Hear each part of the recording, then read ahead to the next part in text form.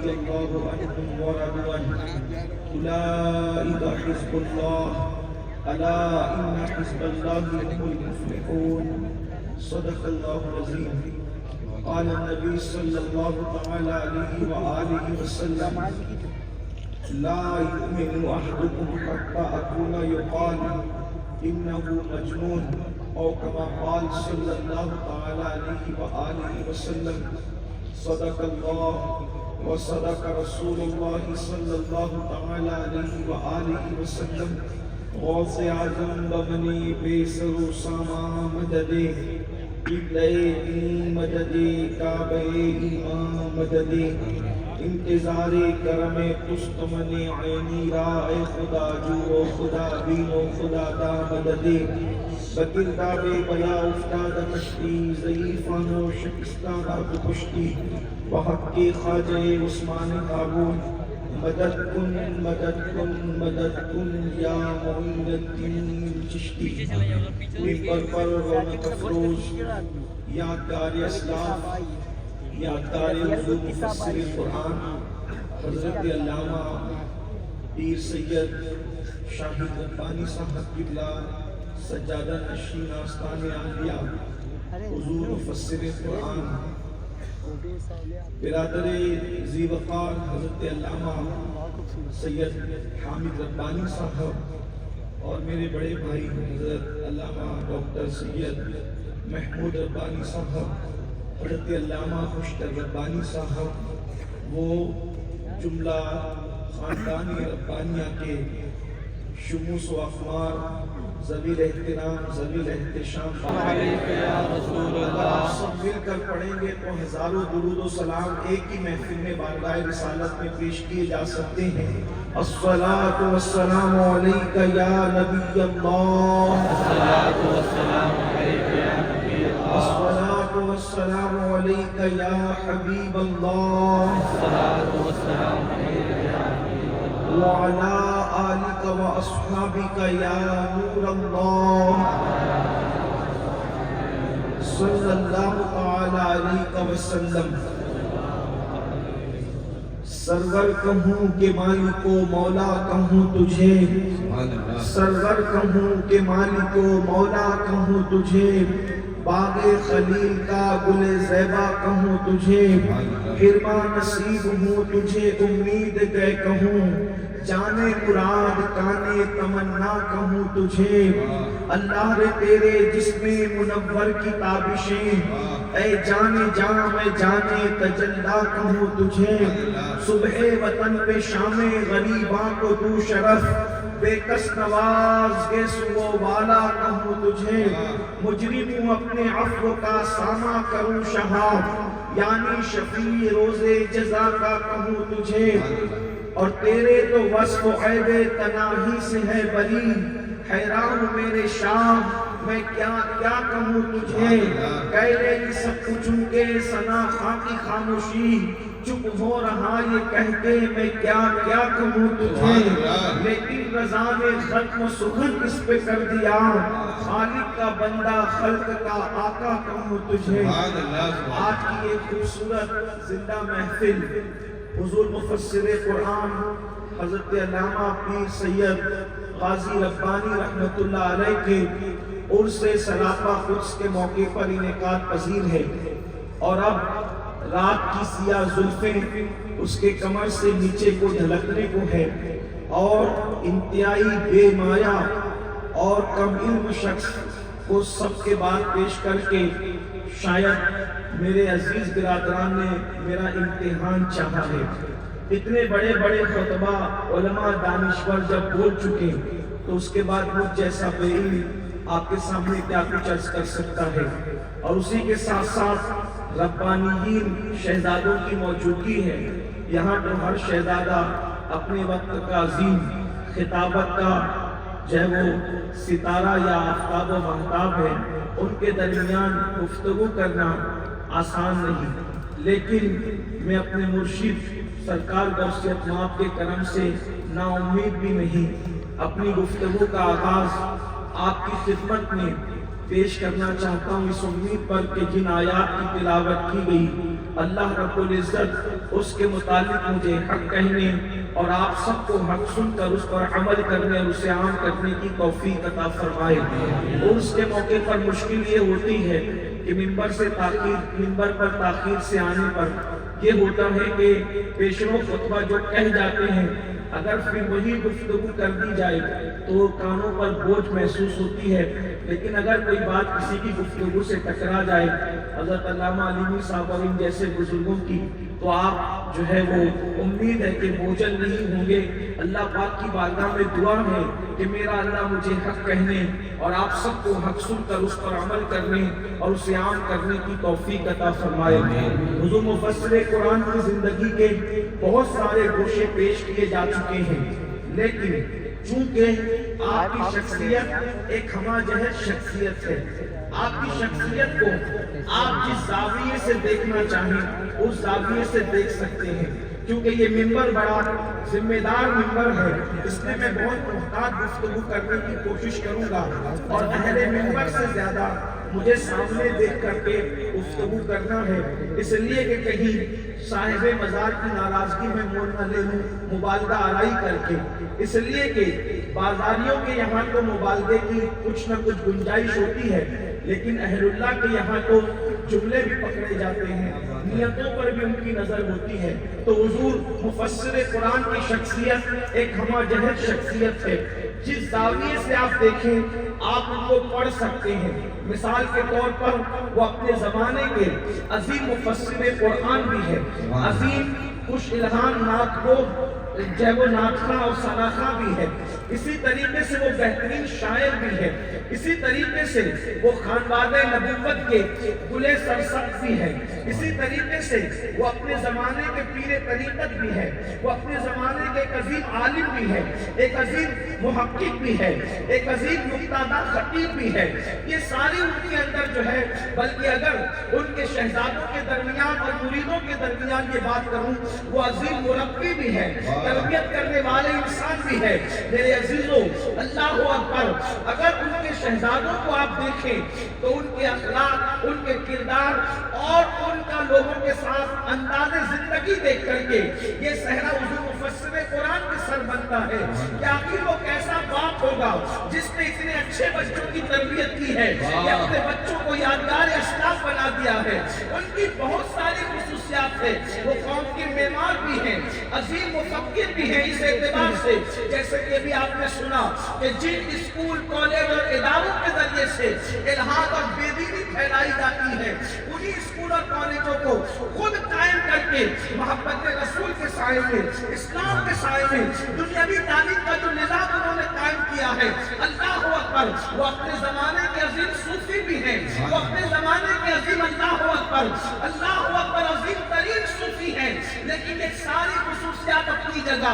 آج جس پر میں نے گفتگو کرنا ہے وہ مبلغ اپنے دور کے ہیں، وہ خطیب اپنے دور کے ہیں، وہ ادیب اپنے دور کے ہیں، نقطہ مقرر اپنے دور کے ہیں، لیکن ساری چیزوں میں جو ان کو ممتاز کرنے والی جو ان کی صفت ہے وہ ان کا عشق رسول ہے، وہ ان کا محبت رسول ہے، وہ ان کا فنائیت رسول ہے، وہ فنا فی الرسول تھے، وہ رسول اللہ کی محبت میں فنا تھے۔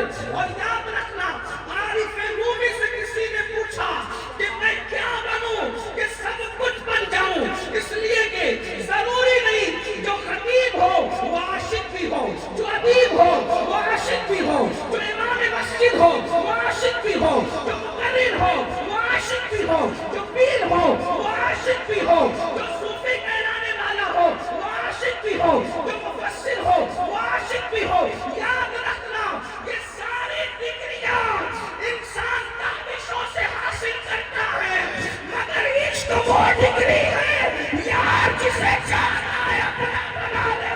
نعرہ تکبیر، نعرہ رسالت، شان حضور مفسر قرآن۔ مگر جو عاشق ہوتا ہے پھر وہ سب کچھ ہوتا ہے، جو عاشق بن جاتا ہے وہ سب کچھ۔ جہاں فرشتوں کے پر جھکتے ہیں، عشق والوں کی رسائی وہاں تک ہوا کرتی ہے۔ عشق وہ مقام ہے، عشق وہ منزل ہے ہے. اللہ اکبر. آئیے ایک بات بڑی خوبصورت سی یاد آئی، اس لیے کہ خانقاہ ربانیہ ہے، ایک عظیم صوفی اور عاشق رسول کا عرس ہے، تو تھوڑا سا پربت دل پر عشق کا نغمہ چھیڑا جائے. اللہ اکبر. تاکہ ہمارے دلوں کی کھیتی بھی ہری ہو جائے. میرے آقا علیہ الصلوۃ و تسلیم کے دیوانوں، امام اہل سنت نے مقال العرفہ کے اندر ایک واقعہ نقل فرمایا ہے. عشق والے دل کی شان کیا ہے؟ میرے امام خود فرماتے ہیں، دل ہے وہ دل جو تیری یاد سے معمور رہا، دل ہے وہ دل جو تیری یاد سے معمور رہا، سر ہے وہ سر جو تیرے قدموں پہ قربان گیا، سر ہے وہ سر جو تیرے قدموں پہ قربان گیا. آہ وہ آہ کہ ناکام تمنا ہی رہی، ہائے وہ دل جو تیرے در سے پرارمان گیا. اور نتیجہ یہ نکلتا ہے، انہیں جانا انہیں پالا، نہ رکھا غیر سے کام، للہ الحمد میں دنیا سے مسلمان. امام نے جو مقال العرفہ میں لکھا ہے، عشق والوں کے دل کی شان. دل تو سب کے پاس ہے، دل تو مرغی کے پاس بھی ہے. اللہ اکبر. جسے گوشت کا الٹا لٹکنے والا لوتھڑا کہتے ہیں، گوشت کا لٹکنے والا الٹا لٹکنے والا لوتھڑا کہتے ہیں، وہ تو مرغی کے پاس بھی ہے، وہ تو کتے کے پاس بھی ہے، وہ تو چٹاک بھرتی چڑیا کے پاس بھی ہے. مگر یاد رکھنا، یہ گوشت کا لوتھڑا ہر ایک کا دل دہلانے کے قابل نہیں ہے. کیا بات ہے. وہ الٹا لٹکتا ہوا گوشت کا لوتھڑا اسی وقت دل دہلانے کے قابل ہوتا ہے جب اس میں یار کی محبت آ جاتی ہے. اور جس میں یار کی محبت آ جاتی ہے پھر وہ اتنا قیمتی ہو جاتا ہے، کتنا قیمتی ہو جاتا ہے. امام لکھتے ہیں، جس کو میں اپنے الفاظ کے جامع میں بطور مفہوم پیش کر رہا ہوں، کہ ایک مرتبہ سلطان العارفین سیدنا بایزید بستامی رحمۃ اللہ علیہ کا ایک مرید آپ سے ملنے کے لیے آیا. عشق والے دل کی اہمیت سنو. باندہ والوں، گرد نواز سے آنے والوں، سرکار مفسر قرآن کے مریدوں، چاہنے والوں، اگر آپ ان کی صحبت میں بیٹھ کر انہیں ایک مشت خاک کا انسان سمجھتے ہیں تو آپ کو پتہ ہونا چاہیے کہ آپ کس عاشق رسول سے وابستہ ہیں. اس لیے کہ اگر گھٹے تو فقط مشت خاک ہے انسان، اگر گھٹے تو فقط مشت خاک ہے انسان، اور اس سے اتنی کہ کائنات میں سما نہ سکے. جب انسان کے دل میں دنیا بستی ہے تو وہ گھٹ جاتا ہے اور مشت خاک کہلاتا ہے. اور جب وہ عاشق بنتا ہے تو اتنی وسعتیں ہوتی ہے کہ پھر عرش بھی اس کا متلاشی ہو جاتا ہے. وسعتیں اتنی ہو جاتی ہے. عشق والوں کی شان کیا ہے، عشق والوں کا مقام کیا ہے؟ تو امام لکھتے ہیں کہ حضور سلطان العارفین بایزید بستامی رحمۃ اللہ علیہ اپنے گھٹنوں پر کھڑے ہو کر آسمان کی طرف دیکھ رہے ہیں اور آنکھ سے خون کے آنسو نکل رہے ہیں. خون کے آنسو، خون کے آنسو آپ نے سنا ہوگا، کبھی دیکھا نہیں ہوگا، اس لیے کہ خون رونے والے اب ناپید ہو گئے. خون رونے والے تو ناپید ہوئے اپنی جگہ، اب تو پانی کے آنسو رونے والوں کو بھی تلاش کیا جا رہا ہے تو وہ بھی نظر نہیں آتے. حالات یہ ہے کہ اللہ اکبر 500 کی نوٹ گم ہو جائے تو لوگوں کو رونا آتا ہے، اگر بچہ مر جائے تو لوگوں کو رونا آتا ہے، اگر نقصان ہو جائے تو لوگوں کو رونا آتا ہے. لوگوں کو یار کے لیے رونا کب آتا، لوگوں کو محبوب کے لیے رونا کب آتا. اللہ اکبر. لیکن یہ بات میں بڑی ذمہ داری سے عرض کرنا چاہتا ہوں، اور میں نے یہ بات انتہائی معتبر شخصیت جو میرے لیے انتہائی معتبر ہے اس ذات سے سنا، یعنی اپنے بڑے بھائی جان سے سنا کہ اللہ اکبر مفسر قرآن اس عاشق رسول کا نام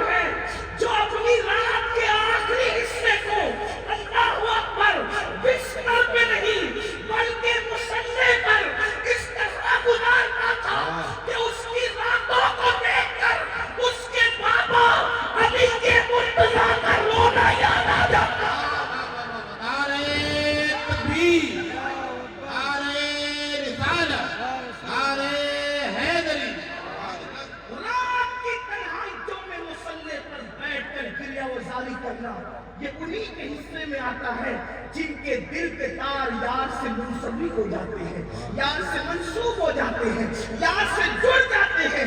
اللہ اکبر۔ تو بہرحال اب تو رونے والوں کی بھی کمی ہے، اور یہ بات میں اپنے بھائیوں سے اور بہنوں سے کہنا چاہتا ہوں، آج امت کے حالات اسی لیے بگڑ رہے ہیں، امت تباہی کے اسی لیے دہانے پر پہنچ رہی ہے۔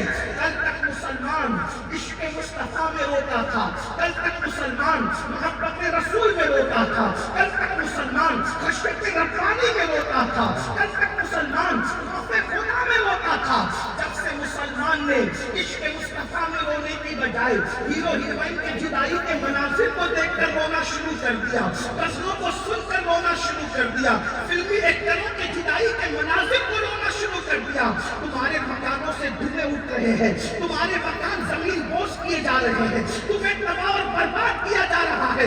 یاد رکھنا، مصطفیٰ جان رحمت کے عشق میں، خشیت ربانی میں جب تک مسلمان روتا رہا، اس وقت تک کہ مسلمان حاکم تھا، تاجدار تھا، کامیاب و کامران تھا۔ جب سے مسلمانوں نے اللہ و رسول کے رونے کی بجائے اب دنیا پر رونا شروع کیا ہے، دیکھ لو تباہی، دیکھ لو بربادی، دیکھ لو اللہ اکبر، انتہائی دنیا مرثیہ خواہ ہے، اللہ اکبر، لوگوں کا حال یہ ہے، لوگ ماتم کنا ہے کہ کیا ہو رہا ہے۔ اور یاد رکھنا، جب تک عشق مصطفیٰ میں روتے رہے اس وقت تک دنیا رلا نہ سکی، جب تک خوف خدا میں روتے رہے اس وقت تک دنیا رلا نہ سکی۔ جب سے اللہ رسول کے لیے رونا چھوڑ دیا، بڑی معذرت کے ساتھ آج تو لوگوں کو ذکر حسین سن کر رونے پر بھی اعتراض ہے۔ میں لوگوں سے کہتا ہوں یہ تو مقدر کی بات ہے کہ کوئی غزل سن کے روتا ہے، کوئی ذکر حسین سن کے روتا ہے، یہ تو مقدر کی بات ہے۔ قدرت نے کسی کو ذکر حسین پہ رلایا ہے اور کوئی غزل پہ رو رہا ہے، یہ مقدر کی بات ہے، تقدیر کی بات ہے۔ اس لیے کہ اوروں کے لیے نکلنے والے آنسو پانی بن کے بہ جاتے ہیں، جو آنسو یار کے لیے نکلتے ہیں وہ موتی بنا کے چل لیے۔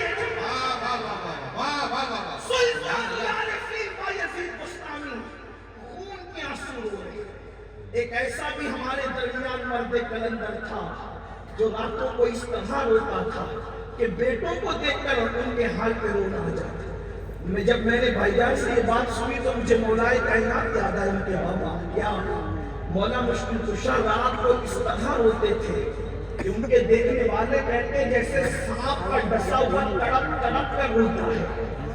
اس طریقے سے مولا مشکل کشا اللہ اور رسول کی محبت پہ رویا کرتے تھے۔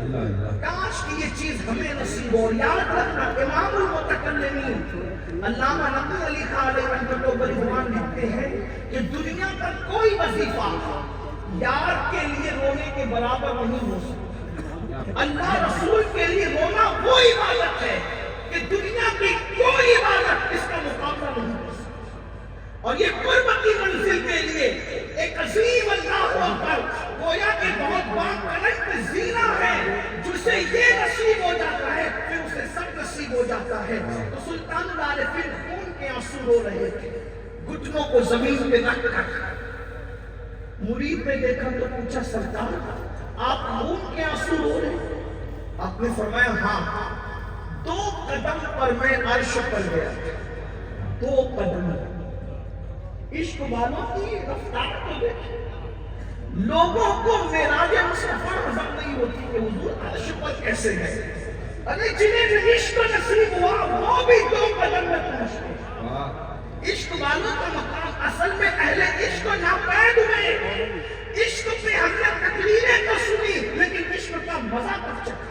اگر وقت ہوگا تو میں آگے اس کی تشریح کروں گا، اگر ٹائم رہا کہ عشق کسے کہتے ہیں، اور پھر آپ کے ہمارے جو اس وقت صاحب عرص ہیں ان کا مقام عشق کیا ہے۔ اللہ اکبر، تو آپ کو پتہ چلے گا آپ کس کے عرص میں تشریف لائے ہیں۔ اللہ اللہ، تو سلطان العارفین فرماتے ہیں 2 قدم میں عرش پر گیا، اور جب عرش پر پہنچا تو میں نے عرش کو ایسے بے چین دیکھا جیسے پیاسا بھیڑیا جنگل میں پیاس کی وجہ سے بے چین اور بے قرار رہتا ہے۔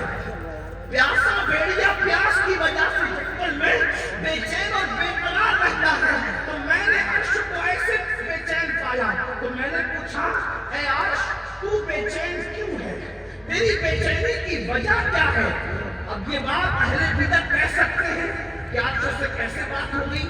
عرش پہ کیسے چلے گئے؟ میں نے کہا بدعتیوں یہ تمہارا عنوان ہی نہیں ہے، بدعتیوں کا یہ عنوان ہی نہیں ہے، یہ صرف اہل محبت کا عنوان ہے، وہ صرف خانقاہ میں بات کی بات ہے۔ اور میں تو دعا کرتا ہوں اللہ کرے بدعت والوں تک یہ آواز نہ پہنچے، اس لیے کہ نیتاؤں کو خبر ہی نہیں ہے، اس لیے کہ جس نے عشق کی لذت نہ چکھی وہ کیا جانے عشق کسے کہتے ہیں، جس نے پوری زندگی روح افزا کا شربت نہ پیا ہو، بڑے سے بڑا اہل زمان بھی اس لذت کو سمجھا نہیں سکتا۔ اس کی وجہ یہ ہے کہ شربت کی لذت سمجھانے سے تعلق نہیں رکھتی، پینے سے تعلق رکھتی ہے، اور پینے کے لیے کوئی پلانے والا چاہیے۔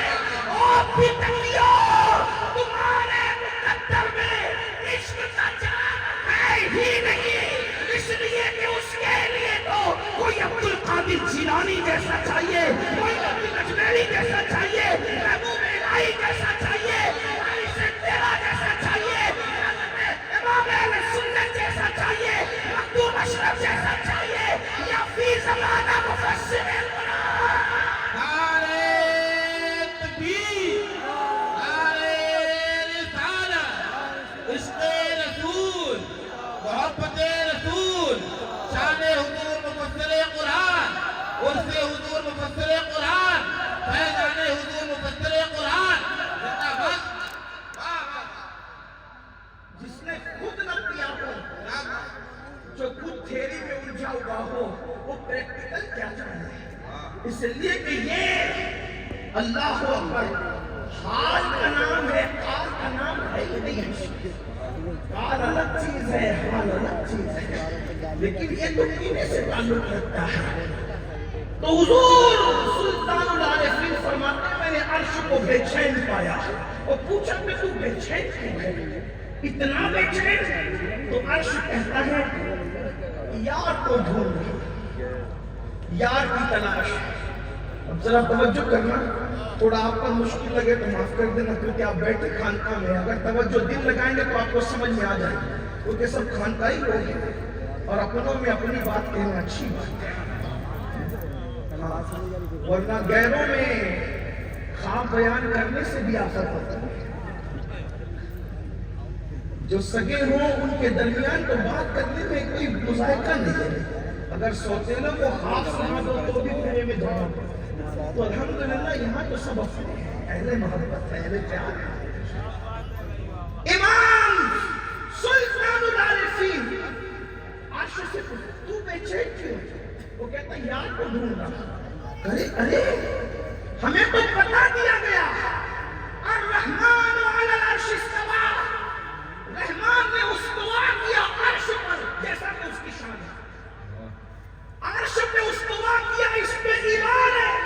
کیفیت کیا ہے؟ اللہ کو معلوم، ہم کیفیت کی بات نہیں کرتے، ایمان ہے عرش پہ استوا پہ، جیسا کہ اس کی شان ہے۔ تو ہمیں تو بتا دیا جاتا ہے کہ رحمان نے عرش پہ استوا کیا جیسا کہ اس کی شان ہے، ہمیں عرش کا بتا دیا گیا، اور تم بھی بے چین ہو تو عرش نے سر سے آنکھ کھینچی غم کی، اور عرش کہتا ہے بایزید یہی تو رونا ہے۔ جب بایزید پوچھتا ہے کہ تو کہاں ہے تو عرش کا بتا دیا جاتا ہے، اور جب میں پوچھتا ہوں کہ تو کہاں ہے تو کہا جاتا ہے بایزید جیسے عاشقوں کے دل میں جانا۔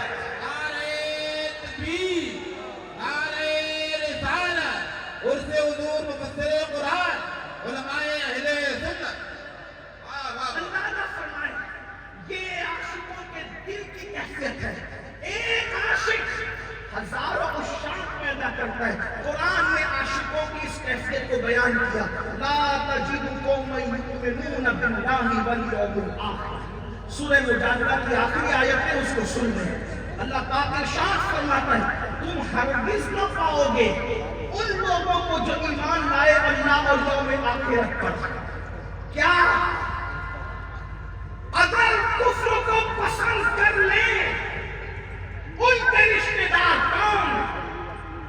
وَلَوْ كَانُوا آبَاءَهُمْ، ایمان والے کفر کو پسند کرنے والوں کو دوست نہیں رکھتے، ان سے تعلق نہیں رکھتے، ان سے رشتہ نہیں رکھتے، اور قرآن کیا کرے اگرچہ اور ابنا اگر ان کے بیٹے ہو، اور اخوان اگرچہ ان کے بھائی ہو، اور عشیرت اگرچہ ان کے رشتے دار ہو، باپ ہو، بھائی ہو، رشتے دار ہو، قرابت دار ہو، ایمان والا جب عشق رسول کر لیتا ہے، ایمان لے آتا ہے، تو پھر وہ رسول کے دشمنوں سے، اللہ کے دشمنوں سے کوئی رشتہ نہیں رکھتا۔ اگر اللہ رسول کا دشمن اس کا باپ ہو، بھائی ہو، قرابت دار ہو۔ اللہ اکبر۔ اس آیت مبارکہ کے آئینے میں مفسر قرآن کی زندگی کو دیکھیں آپ۔ ہم نے سنا ہے، میں نام تو نہیں لوں گا، مفسر قرآن کے بڑے قریب کے رشتے دار، اللہ اکبر، قریب کے علاقے میں بھی رہتے ہیں، یو پی میں رہتے تھے، ابھی نہیں پتا، ہم نے جو سنا ہے۔ اس لیے کہ میں کوئی بات ایسی کر کے نہیں جانا چاہتا کہ میں اپنے بھائی جان کو مشکل میں ڈال دوں، لیکن انتہائی قریب کے رشتے دار، اللہ اکبر، حضور مفسر قرآن سے ملنے کے لیے آتے ہیں، اور مفسر قرآن نماز کے لیے جاتے ہیں، اللہ اکبر، وہ آ رہے ہیں، اس وقت وہ مالدار بھی ہے، اور یہاں غربت کا ماحول ہے۔ غربت تو انسان سے کیا نہیں کرواتی ہے۔ حضور مفسر قرآن نے بڑی قلندرانہ زندگی گزاری ہے، جس کو اپنے گھر کی تعمیر کی فکر نہیں تھی، جسے ملت کی تعمیر کی فکر تھی، حال پہ نہیں، مریدوں کے حال پہ نظر رکھتا تھا، جس نے مسجد کے حجروں میں بھی قیام کیا، جس نے چٹائی پر بھی سونا پسند کیا اللہ کے دین کے لیے۔ یاد رکھنا، جن کے دل یار سے لگ جاتے ہیں پھر انہیں گڈوں پہ سکون نہیں ملتا، پھر تو انہیں یار کی محبت میں سکون ملتا ہے۔ ہمیں گڈوں پہ سکون کی نیند نہیں آتی، اس لیے کہ ہمارے دل میں دنیا بستی ہے، اور جن کے دل میں یار بستا ہے وہ ریگزاروں پر بھی سکون کی سانس لیا کرتے ہیں۔ سورت والوں سے میں نے سنا،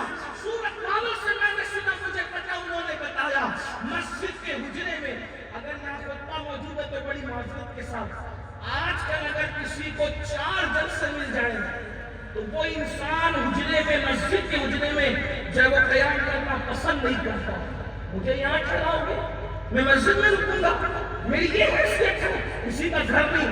اگر کسی کے گھر میں بھی روکے تو پھر کسی کو ٹارگٹ نہیں کرا، اللہ کی قسم میں ٹارگٹ کر کے تقریر کرنے کو غیبت سمجھتا ہوں، اور غیبت زنا سے نہیں بڑھتا ہے۔ جب میں بات کر رہا ہوں کسی کو ٹارگٹ نہیں کرتا، اور ویسے بھی ہم لوگ صوفیہ کے غلام میں ٹارگٹ کرنے والے لوگ ہیں، اس کو یاد رکھنا۔ لیکن ایک جنرل سی بات ہے جو ہمارے کان پر تھا، مجھے اسی کے گھر میں اٹھایا جس کے یہاں پر تو کوئی انتظام ہی صحیح نہیں، کوئی کارپوریٹر محلے کا نہیں تھا، کوئی بڑا سیٹ نہیں تھا، نہیں ہوتا، اور اب تو حالات اور بدل رہے ہیں۔ پھر مجھے گھر میں کیوں رکایا؟ کوئی 5 اسٹار ہوٹل نہیں تھی تمہارے شہر میں؟ یہ صورت حال ہے۔ کون لوگ جن کا علمی معیار حضور مفسر قرآن کے سامنے طفل مکتب کا، ان کا یہ ہے،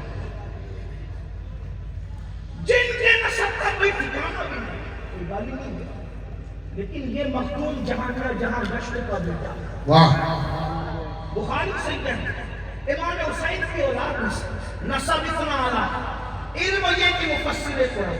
مفسر قرآن کا مطلب کیا ہے؟ علامہ مفتی احمد یار خانوی رحمۃ اللہ علیہ لکھتے ہیں، مفسر قرآن بننے کے لیے کم سے کم 54 علوم پر مہارت رکھنا ضروری ہے۔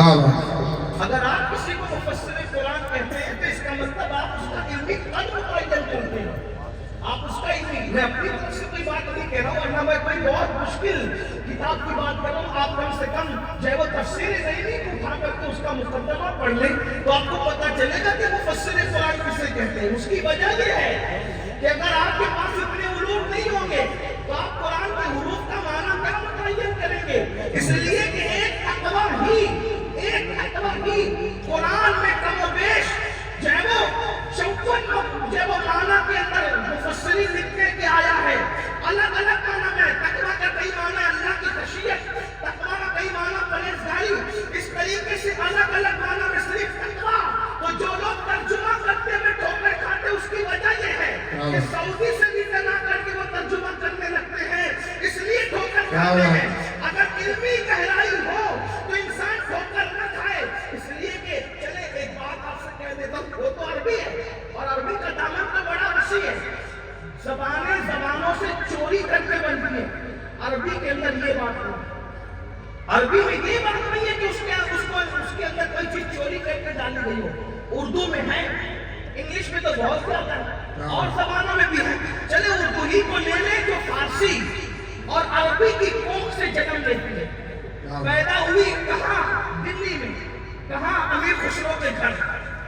جوان ہوئی لکھنؤ میں، اور جب جوان ہو گئی تو پھر پورے ہندوستان میں پھیل گئی، اور آج پورے شباب کا ہے. لوگ کہتے ہیں اردو مٹا دیں گے.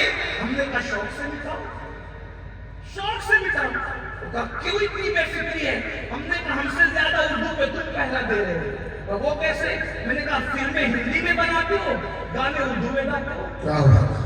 اس کی وجہ یہ ہے کہ آپ کو پتا ہے اردو کے بغیر لذت لا نہیں سکتے. اور خاص بات مسلمانوں تمہیں پتا ہونا چاہیے، خسرو کی بنائی ہوئی اردو کو مٹایا نہیں جا سکتا، تو غریب نواز کے فسائے کو کیسے ختم کریں؟ زندہ باد، زندہ باد. صوفیہ کی زبان ہے. امیر خسرو، سرکار بندہ نواز، کشف دراز، مخدوم الشمشانی، سمنانی، ان لوگوں نے اردو کو سہارا دیا ہے. اردو زبان مٹے گی نہیں، میں بہت بے فکر ہوں، لیکن آپ سے ضرور کہتا ہوں بچوں کو انگلش میڈیم میں پڑھائیے، مگر گھر کو اردو ضرور پڑھائیے.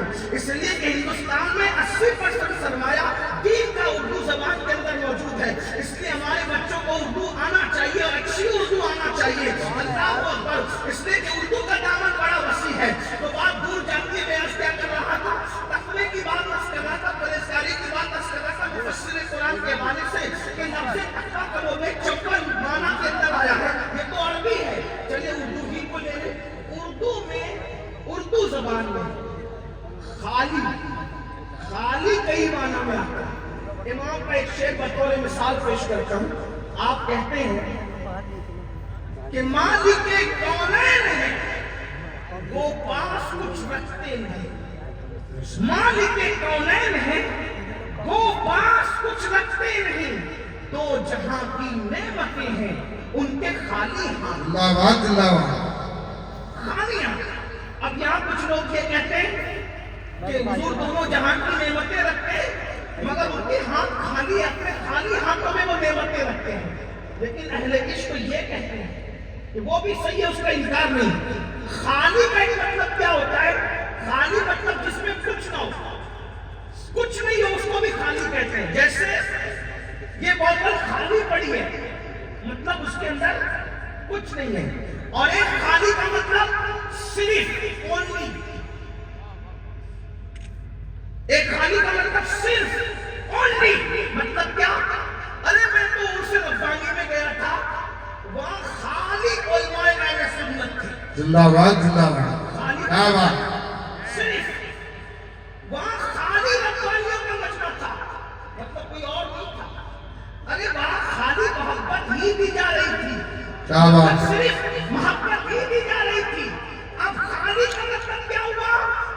مالک کونین ہے وہ پاس کچھ رکھتے نہیں، دو جہاں کی نعمتیں ہیں ان کے خالی، ان کے صرف. دو جہاں کی نعمت کسی کے ہاتھ میں نہیں دی گئی. اگر کسی کو دی گئی ہے تو وہ صرف اور صرف محمد رسول اللہ. زندہ باد، زندہ باد. نعرہ تکبیر، نعرہ رسالت، علماء اہل سنت، حضور مفسر قرآن. جب اردو کے خالی میں اتنا بھلا پن ہے، کیا بات. جب اردو کے خالی میں اتنا بھلا پن ہے، تو عربی زبان کی اس کو عالم ہے. کیا بات. اسی لیے ہر چھپیا مفسر نہیں ہو سکتا. مفسر وہ ہوا کرتا ہے جو کم سے کم 56 علوم میں دسترس کرتا ہے. واہ واہ. مفسر قرآن کہتے اور مانتے ہیں، ان کا علمی قد متعین کرتے ہیں، لیکن ایسی علمی حسنی. جنرل ڈبوں میں سفر کر کے باندہ سے کانپور سے سورت پہنچے. اندازہ فرما ان کے شروع کے دن کیا تھے. میں ان بوڑھوں سے ملا ہوں، ان احباب سے میری ملاقات تھی سورت میں، جنہوں نے بتایا رکشہ میں بھی جا رہے ہیں، جنرل ڈبوں میں سفر کر رہے ہیں، مسجد کے اجرے میں آرام کریں. بلکہ میں سمجھتا ہوں کہ آخری تک جو ہے مسجد کے حجروں میں قیام ہوا چند سال پہلے، پھر جو ہے وہ قیام کا بدلی، ورنہ مسجد میں قیام ہوتا تھا. اور مسجد میں آج کل قیام کرنے میں لوگوں کو شرم آتی کہ انتظامات اچھے نہیں ہوتے، لیکن میں آپ سے کہتا ہوں یہ صوفیاء کی سنت ہے، واہ یہ ولیوں کا طریقہ ہے مسجد میں قیام۔ مسجد میں پڑے رہنا نہیں، مسجد میں پڑے رہنا الگ چیز ہے، مسجد میں قیام کرنے کی بات ہے، اس لیے کہ قیام مسجد میں پڑے رہنا عبادت نہیں ہے، مسجد میں کھڑے رہنا عبادت ہے، کیونکہ قرآن کہتا ہے قوموا للہ قانتین، سبحان ادب کے ساتھ اللہ کے دربار میں کھڑے ہو جاؤ۔ مسجد پڑے رہنے کی جگہ نہیں، مگر جو مسافر ہو، جو معتکف ہو، اس کے لیے مسجد بہتر جگہ ہے۔ اور وہ حجرے میں رہتے تھے، کیوں؟ اس لیے کہ باجماعت نماز ادا کر سکے۔ اللہ اکبر، وہ اتنا بڑا عاشق رسول، اور ان کی خاص بات تھی وہ غریبوں کے یہاں بھی جاتے تھے اور وہ امیروں کے یہاں بھی جاتے تھے۔ سبحان آج یہ چیز ناپید ہو رہی ہے، پھر کہتے ہیں کسی کو ٹارگٹ کر کے نہیں، اس کی محفل میں اپنی بات کر رہا ہوں، بات پہ میں قسم نہیں کھاؤں گا، لیکن اب جس کو شک کرنا ہو کرے، لیکن میں بات پھر کہہ رہا ہوں ٹارگٹ کر کے۔ آج کل یہ بات ناپید ہے، اگر مرید مالدار ہے تو باندہ سے خیریت کا فون طبیعت پوچھنے کے لیے بھی جاتا ہے، نارمل سی بات کرتا ہے۔ اور اگر مرید غریب ہے تو اس کی میت میں بھی شرکت کی توفیق نہیں ہے۔ یہ حالات کیونکہ ہم نے بانٹ دیا امیر اور غریبوں کو۔ مفسر قرآن اس سے بہت اوپر تھا، ان کے یہاں امیر اور غریب کی تفریق نہیں تھی، ان کے یہاں صرف انسان اور انسان کی قدر تھی۔ ان کی محفل اللہ کے رسول کی محفل کی زندہ سنت کو ادا کرتی تھی۔ حضور کی محفل میں جہاں قریب میں ابو ہریرہ جیسا غریب بیٹھتا تھا، بلال حبشی جیسا غریب بیٹھتا تھا، سلمان فارسی جیسا غریب بیٹھتا تھا، وہیں پر عثمان غنی جیسا مالدار بھی بیٹھتا تھا۔ وہاں امیر اور غریب میں فرق نہ تھا، وہاں تو صرف اور صرف انسانوں کی قدر تھی، وہاں تو مسلمانوں کی قدر تھی، وہاں تو دلوں کی اہمیت تھی۔ مفسر قرآن نے 14ویں صدی اور 15ویں صدی کے اندر اس سنت کو زندہ کر کے بتایا، اور بتایا کہ مسلک، مریدین، مذہب امیر اور غریبوں میں تقسیم نہیں کیا جا سکتا، بلکہ جو پیار ہمیں مالداروں کو دینا ہے وہی غریبوں کو بھی دینا ہے۔ اس لیے کہ اگر صرف مالداروں کو پیار دو گے تو یہ مال کی پوجا، مال کی عبادت ہوگی، راجا کے لیے کیا ہوگا؟ لیکن جو اللہ کے لیے محبت کرے گا اس کے لیے تو مالدار کی جو حیثیت ہے وہی غریب کی ہوگی، جو غریب کی وہ مالدار کی ہوگی۔ اللہ اکبر، ان کو اگر غریب بھی دعوت دیتا وہ وہاں بھی جاتے، امیر بھی دعوت دیتا وہاں بھی جاتے۔ تو یاد رکھنا، میں بات قیاس کر رہا تھا، ایک مالدار رشتے دار اور ان کا حال غربت کا، بہت زیادہ مال اس وقت نہیں تھا، مال کی فراوانی نہیں تھی۔ اللہ اکبر، اس وقت وہ آ رہے، یہ جا رہے، مسجد آنے والا رشتے دار بھی ہے، مالدار بھی۔ آپ نے اپنی زوجہ محترمہ سے فرمایا ان سے کہہ دے کہ میں نماز کے لیے جا رہا ہوں، اور ان کی آمد پر میں نماز کے لیے رک نہیں سکتا، نماز کے لیے نماز سے رک نہیں سکتا، نماز سے اپنے آپ کو نہیں روک سکتا۔ ان سے کہہ دو کہ میں انتظار کرے، وہ آئے بھی، آ کر چلے بھی گئے، لیکن آپ نے ملاقات کو گوارا نہ کیا۔ کیوں؟ اس لیے کہ ان کے بارے میں یہ بات تھی کہ وہ بد مذہب ہے، اتنا قریبی تعلق والا اگر بد مذہب ہے۔ حضور مفسر قرآن نے اس سے ملاقات کو گوارا نہیں کیا، اور سورت کی زمین تو بدبودار سی زمین تھی، سورت کا نقشہ ہی بدلا ہوا تھا۔ اللہ اکبر، وہاں پہنچ کر کے عشق مصطفیٰ کے جو گل بوٹے لگائے ہیں وہ مفسر قرآن ہے، اور پھر صرف خود ہی تقریریں نہیں کی بلکہ لوگوں کی زندگی کو بدلا، زندگیوں میں انقلاب پیدا کیا۔ یاد رکھیں، جب کوئی بندہ اتنا متسلط بن جاتا ہے، آج دائیں بائیں سے آوازیں آ رہی ہیں، حالات خراب ہیں، ان سے مل لو، ان سے مل لو، ان کے ساتھ بیٹھو، ان کے ساتھ اٹھو، یاد رکھیے حالات لوگوں کے لیے خراب ہے، جو دامن مصطفیٰ میں چھپنے والے ہیں ان کے لیے معاشر میں حالات خراب نہیں ہے، تو دنیا میں حالات کیسے خراب ہو سکتے ہیں؟ اللہ اکبر، استاد زمان کہتے ہیں ڈھونڈا ہی کرے صدر قیامت کے سپاہی، وہ کس کو ملے جو تیرے دامن میں چھپا ہو؟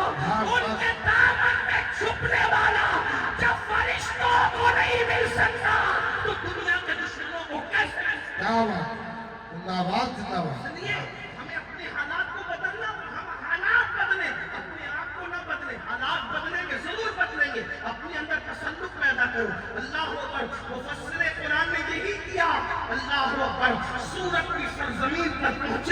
اور مختصر محفلوں میں خطاب، ادھر خطاب، مولود کی محفل میں خطاب، اور لوگوں میں شعور بیدار کیا سنی اور غیر سنی کا۔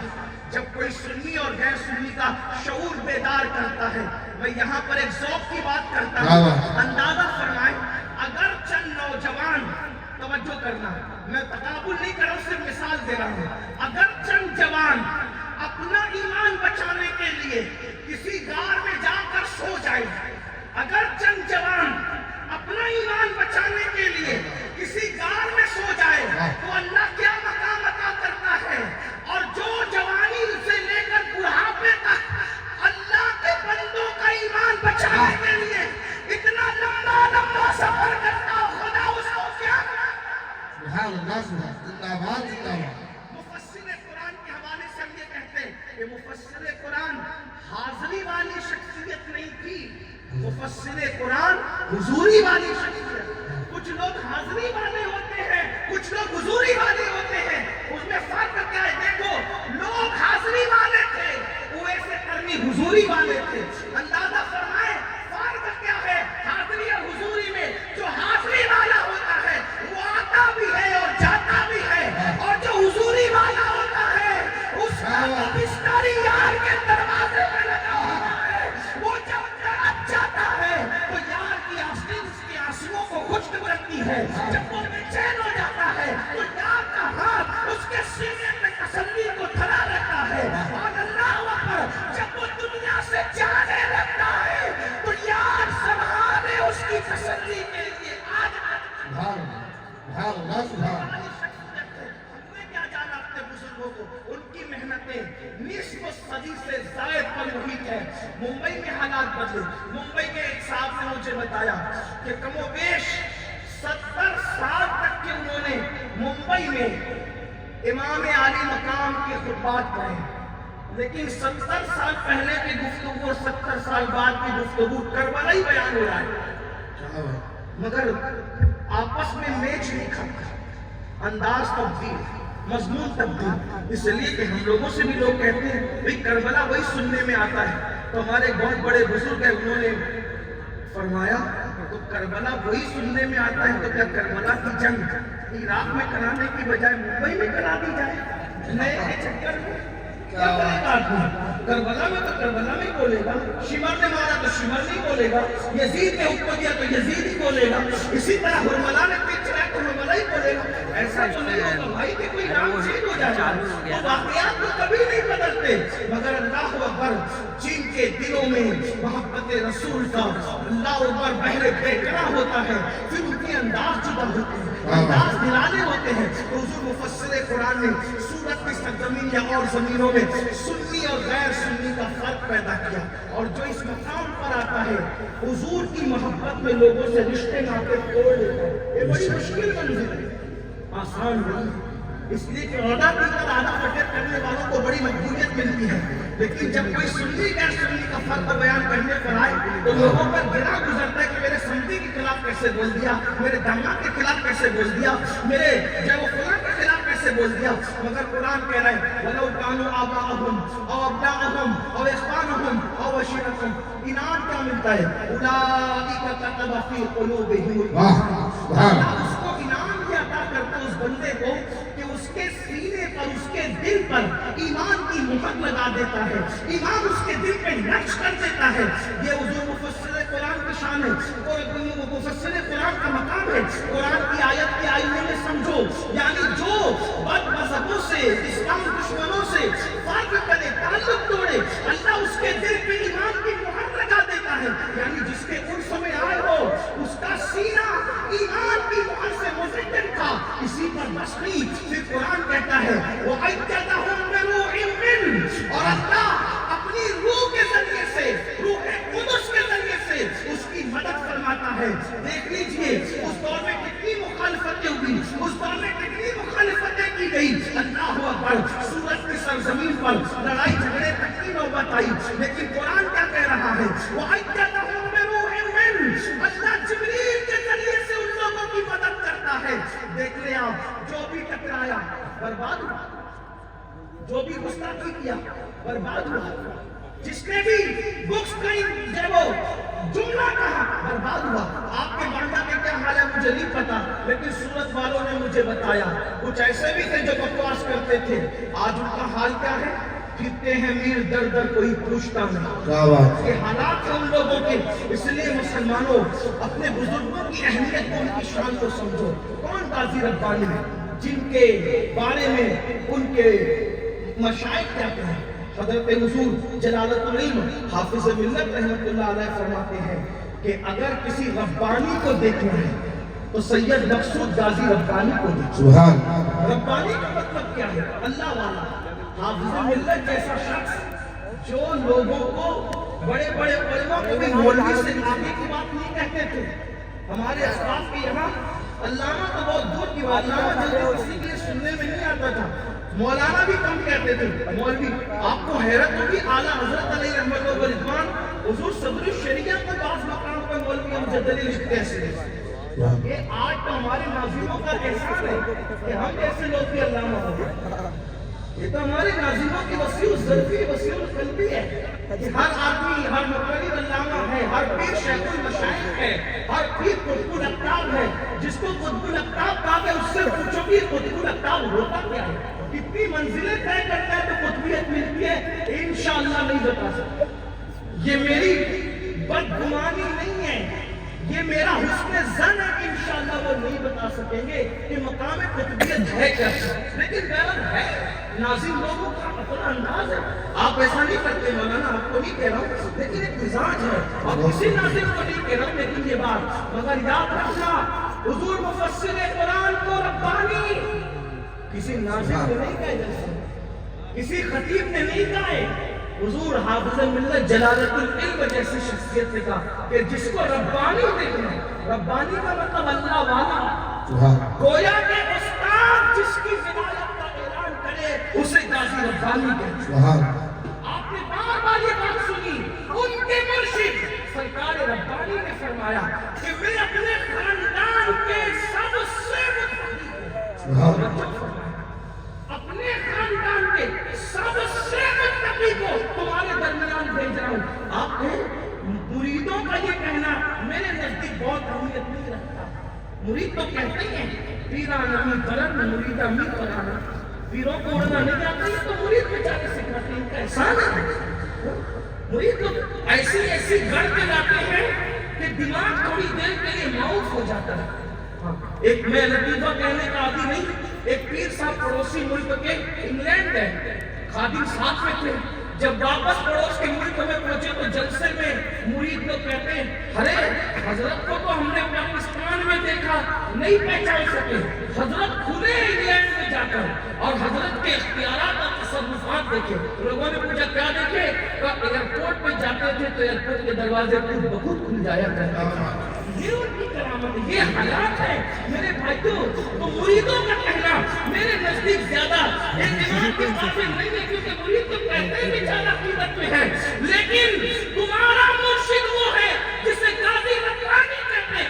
مرشد جس پہ ناز کر کے کہتا ہے کہ اپنے خاندان کا سب سے بڑا متقی اللہ کا سب سے بڑا خاندان ربانی کا متقی اعظم اگر کسی کو کہا جائے تو اسے غازی ربانی کا ہر وقت نعرے تکبیر، نعرے رسالت. جس کا بڑا بھائی خود ہے میرا بڑا بھائی ہے. میں اس بڑے بھائی کی عظمت کو بھی سلام کرتا ہوں اور اس چھوٹے بھائی کی نالین کو بھی سر پہ اٹھاؤں کہ بڑا بھائی اعتراف کر رہا ہے. کیا میں عمر میں تو ان سے بڑا ہوں لیکن یہ تقوی میں مجھ سے بڑا ہوں. اندازہ تو فرمائے یہ باتیں یوں ہی نہیں ہوتی. تو حضور غازی ربانی رحمت اللہ تعالیٰ علیہ خاندان ربانی کی، اب یہاں میں ایک سی بات، خاندان ربانی کے سب سے متقی انسان، یہ بات کب کہی گئی؟ جب محمود میاں نہیں تھے تب کہی. یہ بات کب کہی؟ حامد بھائی جان نہیں تھے تب کہی، شاہد بھائی جان نہیں تھے تب کہی. اب آپ سے پوچھتا ہوں، جب ان لوگوں کی پرہیزگاریوں کا یہ عالم ہے، توجہ فرمائے، ان لوگوں میں اپنے بھائی جان کے متعلق سے اتنا جانتا ہوں کہ جو عصر کی آج سے 4-5 سال پہلے تک جانتا تھا، ابھی کے حالات نہیں پتہ مجھے، آج کل رابطہ کم ہوتا ہے، لیکن آج سے 5-6 سال پہلے کی بات کہ جو اصل کی سفر میں سنت غیر موقعہ میں نہیں چھوڑتا وہ ان کا سب سے چھوٹا ہے. توجہ فرمائیں اور فرمائیں وہ ان کا سب سے چھوٹا ہے جو سفر میں بھی اصل کی سنت غیر موقعہ کو ترک نہیں کرتا، وہ سب سے چھوٹا ہے. جب تو یہ تھے بھی نہیں، تو جب ان کے گھر کے چھوٹے کا یہ عالم ہے تو سرکار ربانی کے دور میں تو بڑے بڑے تھے، ان بڑوں کے درمیان سرکار ربانی میں فرمائیے میرے گھر کا سب سے خاندان کا سب سے متقی انسان، سب سے زیادہ متقی انسان. اور فرمائیں اگر سرکار ربانی نے یہ بات کہی اور یقیناً کہی ہے تو سرکار ربانی صاحب کشف بزرگ کا نام ہے، صاحب ولایت انسان کا نام ہے، اللہ کے ولی کا نام ہے. اس کا مطلب وہ سرکار ربانی کسی جلوتیں نہیں دیکھ کر کہہ رہے تھے بلکہ خلوتیں بھی دیکھ کر کے کہہ رہے تھے، اور اللہ اکبر ان کی زندگی کے حالات کو دیکھ کر کہہ رہے تھے. ایسی شخصیت کے اس میں ہم آئے ہیں. اللہ اکبر، راتوں کو جس کا رونا، تلاوت قرآن پڑھنا، وہ ایسی فنافر رسول شخصیت ہے. اللہ اکبر، جو بینائی کمزور ہونے کے بعد بھی قرآن پڑھتے ہیں. لوگ سوچتے ہیں بینائی کمزور ہونے کے بعد قرآن میں دکھتا کیا ہے؟ بینائی کمزور ہونے کے بعد قرآن میں دکھتا کیا ہے؟ صوفیہ فرماتے امام عبدالوہاب شعرانی، جب قرآن زیادہ پڑھ لو، قرآن بہت پڑھ لو تو قرآن سے پڑھنے والے قاری کی دوستی ہو جاتی ہے. سبحان. اور پھر انسان اس منزل پر پہنچ جاتا ہے کہ قرآن اپنا مطلب پڑھنے والے قاری کو خود بتانا کرتا ہے. مطلب آپ یہ کیا سمجھتے ہیں؟ اللہ اکبر، یہ شان ہوتی ہے اللہ والوں کی. یہی ایک کتاب ہے جو زندہ کتاب ہے، اپنا معنی خود بتاتی ہے. اسی لیے قرآن کا ایک معنی ہم کبھی متعین نہیں کر سکتے. ارے جب غالب اور اقبال کے اشعار میں اتنے معنی ہو سکتے ہیں، جب مخلوق کے کلام میں اتنے پہلو نکلتے ہیں تو خالق کے کلام کی وسعتوں کا عالم کیا ہوگا. اور پھر قرآن ایسے لوگوں کے لیے کہتا ہے، اللہ اکبر، کیا کہتا ہے قرآن؟ کہتا ہے وَأَيَّدَهُمْ بِرُوحٍ مِّنْهُ وَيُدْخِلُهُمْ جَنَّاتٍ تَجْرِي مِن تَحْتِهَا الْأَنْهَارُ، اور اللہ ان کو اس جنت میں داخل فرمائے گا اس کے نیچے نہریں جاری ہے. اور پھر اللہ ارشاد فرماتا ہے یہ کون لوگ ہیں؟ اولئک حزب اللہ. یہ الگ الگ لوگ نہیں ہیں، یہ ایک ایک لوگ نہیں ہیں، یہ سب اللہ کی جماعت ہے. جماعت، ان کو تنہا نہ سمجھنا، یہ اللہ کی جماعت ہے. اور قرآن اعلان کرتا ہے الا ان حزب اللہ هم المفلحون، اور اللہ ہی کی جماعت کامیاب و کامران ہے. اس کا مطلب جس کے آستانے پر آئے ہو وہ اللہ کی جماعت کا شخص ہے. جس کے آستانے پر آئے ہو، جس کے قرص میں آئے ہو، اللہ اکبر، کامیابی کا مثبت قرآن عطا فرما رہا ہے. یہ ہے حضور مفسر قرآن. قرآن کی روشنی میں میں نے چند باتیں پیش کی. اللہ رب العزت ان کے فیوز و برکات سے ہم سب کو مالا مال فرمائے. اور اللہ پاک کہنے سننے میں اگر کوئی غلطی، کوئی لغزش ہو گئی ہو تو اللہ رب العزت اس کو معاف فرمائے. استغفر اللہ ربی ان ربی لغفور رحیم وما علینا الا البلاغ. السلام علیکم ورحمۃ اللہ وبرکاتہ.